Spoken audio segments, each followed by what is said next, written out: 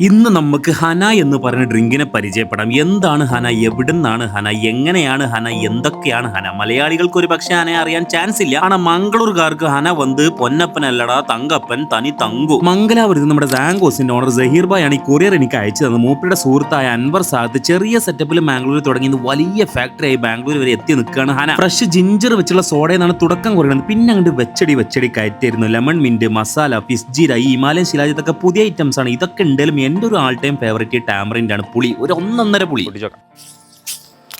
Gas കുറവാ.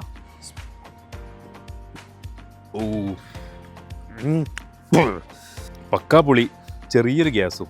പുളിൻ്റെ taste ഇപ്പോഴും ഇങ്ങനെ നാവിൽ കിടന്ന് കളിക്കുന്നുണ്ട്. ഇതൊരു മിയസാണ്. ഇതൊക്കെ ഭയങ്കര ഇഷ്ടപ്പെട്ട്.